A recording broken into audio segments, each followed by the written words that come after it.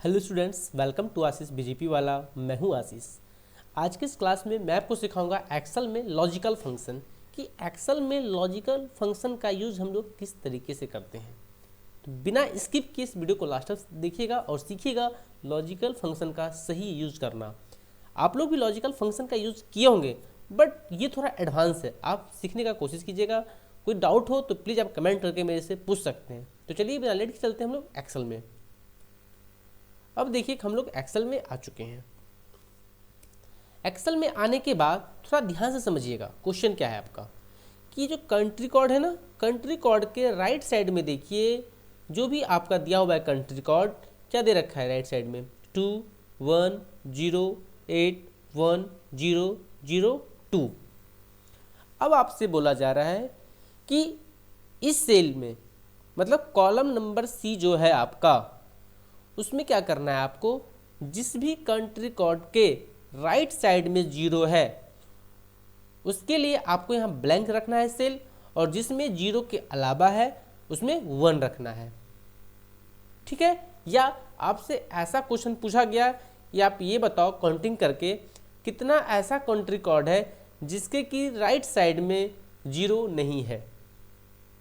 समझिएगा ध्यान से, आपसे क्वेश्चन किया गया कि मुझे ये बताओ इसमें कितना कंट्री कोड है जिसके राइट साइड में 0 नहीं है। इस दोनों क्वेश्चन के लिए मैं आपको दिखाता हूँ कि एक्सेल में किस तरीके से काम करेंगे। चलिए सबसे पहले क्या करते हैं, डालते हैं इफ़, क्योंकि चेक करना है तो हम लोग डालते हैं इफ़। चेक करने के लिए क्या चेक करना है, इफ़। अब देखिए चेक करने के लिए और क्या दे रखा है कि राइट साइड से मुझे चेक करना है, बट यहाँ पे ध्यान देने का बात यह आ गया कि ये टेक्स्ट फॉर्मेट में है। देखिए ये नंबर फॉर्मेट में नहीं है, ये सारा टेक्स्ट फॉर्मेट में है। तो अब इस टेक्स्ट को चेक करने के लिए हम लोग क्या करेंगे, डालेंगे यहाँ पे वैल्यू, वैल्यू फंक्शन चलाएंगे। आ गया ना टेक्स्ट। अब हमें चेक करना है टेक्स्ट को किधर से, राइट साइड से। ध्यान दीजिएगा, इस टेक्स्ट को हमें चेक करना है किधर से, राइट साइड से। तो लगाएंगे राइट, लगा दिए राइट। अब लेंगे टेक्स्ट, ले लिए कोमा, नंबर ऑफ कैरेक्टर्स कि राइट साइड से पहला कैरेक्टर को चेक करना है। अब क्या करना है, मुझे इस राइट को बंद कर देना। राइट का काम हो गया ना। अब चेक कर रहे थे हम लोग वैल्यू, तो क्या करेंगे, अब वैल्यू वाला भी हम लोग बंद करेंगे। अब लॉजिकल टेस्ट करना था कि यदि ये क्या हो, 0 हो, यदि ये 0 हो, ये फंक्शन 0 हो तो क्या आ जाए, 0 इक्वल टू क्या कर दिए हम लोग, 0। अगर ऐसा 0 हो जाए तो क्या आ जाए, ब्लैंक रह जाए सेल।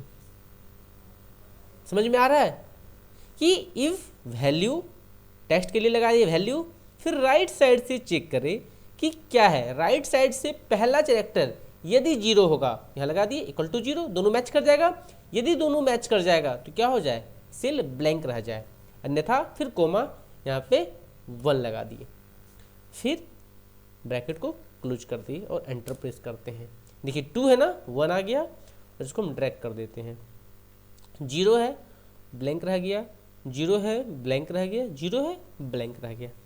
अब आपको काउंटिंग करना है कि कितना सेल है, तो equal to count, equal to लगाते हैं हम लोग count, equal to count, equal to count लगाने के बाद पूरे कंप्लीट को हम लोग चेक कर लेंगे।